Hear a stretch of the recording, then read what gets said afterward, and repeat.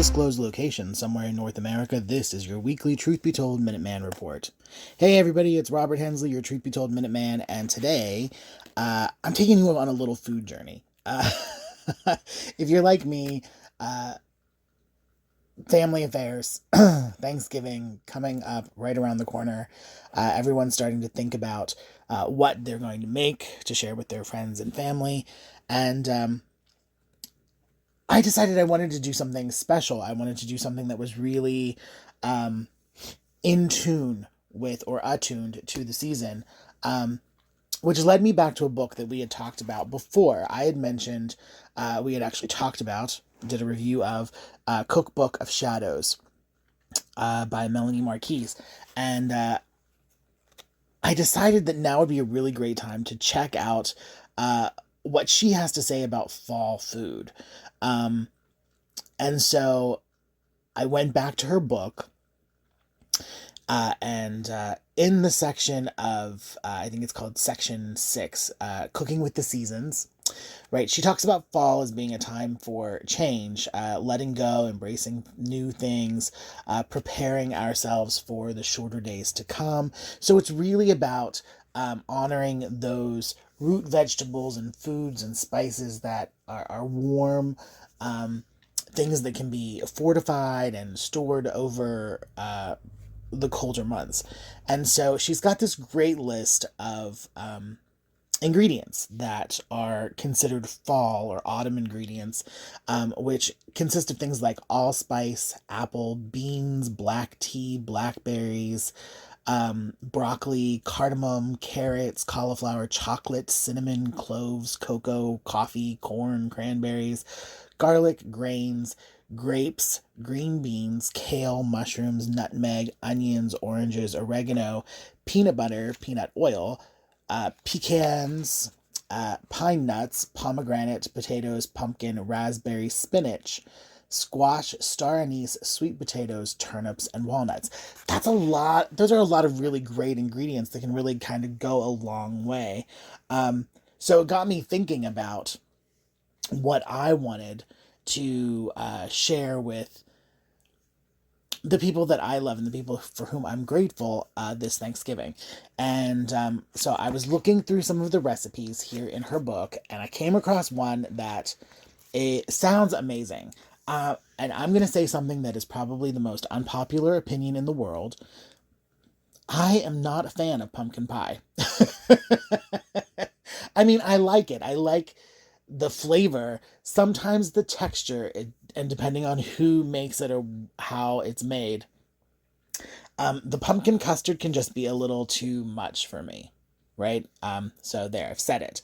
However, I do like other things that have pumpkin in them, like pumpkin breads and pumpkin puddings and pumpkin cookies. My mom makes an amazing pumpkin cookie. So what I've decided to do is I'm on dessert duty for Thanksgiving this year, and I've come across in Melanie's book here a dark chocolate and pumpkin loaf. Like, this sounds amazing, right? And she says that it's a dessert or a food that you make to so that people can invite autumn magic into their daily lives. I like this. I like this. It sounds really great. And it sounds really, it's super simple. So, I think this might be the recipe for me, or some version of this.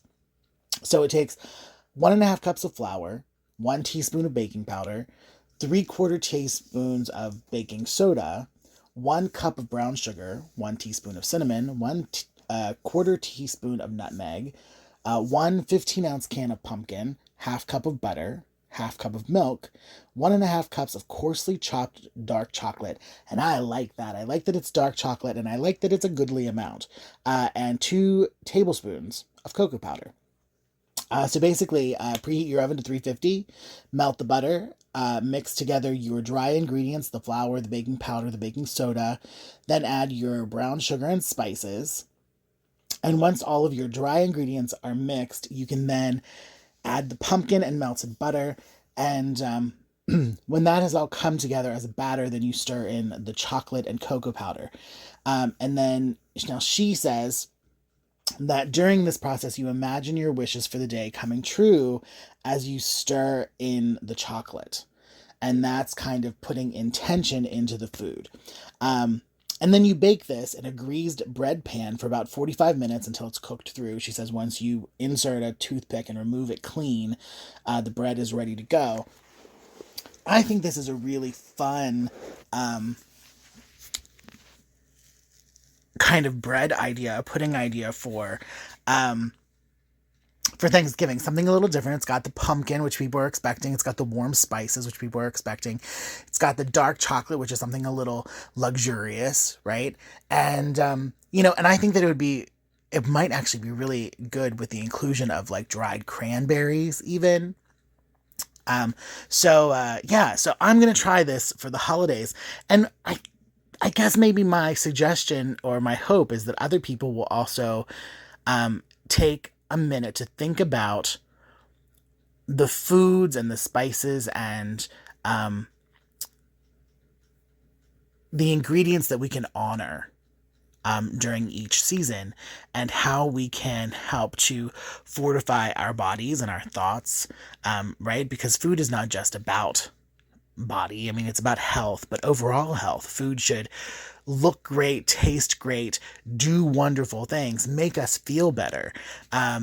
So it's really mind, body, and spirit. And I think books like Melanie's book, Cookbook of Shadows, are really important in helping to guide us sometimes through this time when we're thinking about how or what we want to serve and honor and feel like we're connected to time and place. So, with that being said, I want everyone to have a very, very, very happy Thanksgiving. And we'll be back shortly with new episodes of Minuteman Report. And until then, remember that there are other opportunities for Truth Be Told content on the Club Paranormal channel on YouTube, Bonnie Burkert on Wednesdays with Truth Be Told Transformations, and Tony Sweet on Fridays with the original Truth Be Told. Both are at 3 p.m. Pacific, 6 Eastern. And until next time, stay true.